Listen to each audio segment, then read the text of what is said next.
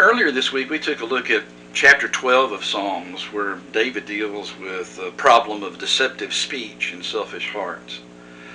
On this occasion, I'd like to talk about another chapter that's attributed to David. It's another short chapter in Psalms, chapter 15. In fact, there are only 5 verses in it.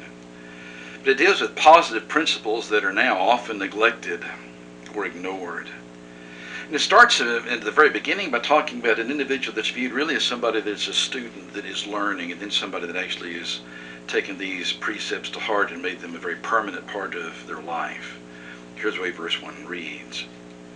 O Lord, who shall sojourn in your tent? Who shall dwell on your holy hill? That's where the English Standard translates it. The word sojourn carries with it that idea of the nomad that's traveling from place to place. You are searching, you are endeavoring to learn. It's a temporary situation. However, once you find the truthfulness of the principles involved in these 5 verses, you're not going to be moving, and we're going to stay right there. Learn about those principles in such a way that you apply them in your life. Here's verse 1 again. The questions, O Lord, who shall sojourn in your tent? Who shall dwell on your holy hill? And here's the answer. Verse number 2, he who walks blamelessly and does what is right. And the concern not just for what I want, because this idea carries with it something more than that. What I want, that I'm determining what is right, that really kind of carries with a kind of selfish heart and selfish intent. That can't be blameless in the way that I live if selfishness is something that resides at the foundation of everything that I think and say and do. So the person who walks blamelessly, a person with integrity who does what is right, in verse number 2, in verse number 2 he speaks truth with his heart. So the intent, the actions, even the speech. In fact, all these verses actually have triplicate ideas. Walk blamelessly, do what's right, speak truth. Verse 3, there are 3 more.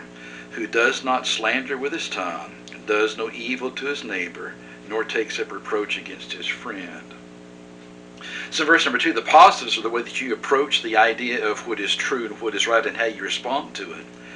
Verse number 3, how you respond to individuals around you, and using those 3 positive things, walking blamelessly, doing what is right, speaking truth in your heart, would keep you from slandering those around you, doing evil to others, or taking up some kind of quarrel or reproach against a friend. In verse number 4, he talks about individuals whose eyes a vile person is despised. I'm not going to take a look at those individuals living in the way that is mentioned in chapter 12 and want to imitate them. I do not want to imitate people that are doing what is wrong.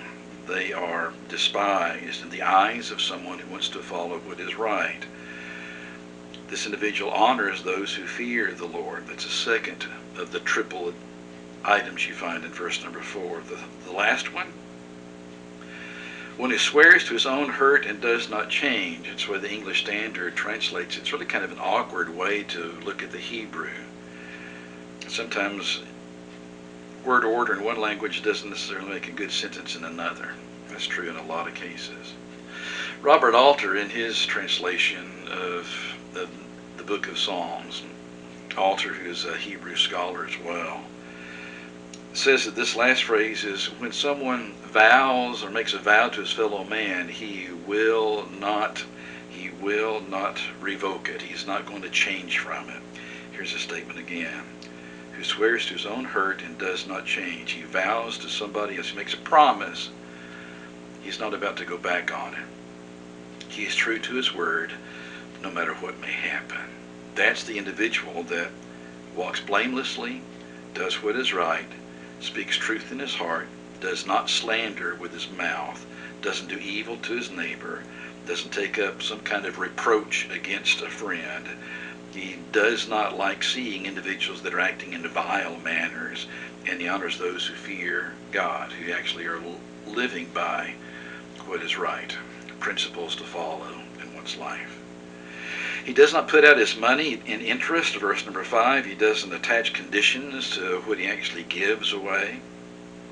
does not take a bribe against the innocent. And the last statement in verse number 5, he who does these things shall never be moved. The implication is he who does these things, lives by these precepts, will not stumble and fall and turn away from those things that have led him to what is right versus what is wrong. Principles to live by, principles of truth, principles of life that our culture in a larger and ever larger way seems to have either forgotten or just ignored. Good advice in chapter 15 of Psalms. Please stay safe. We'll talk again.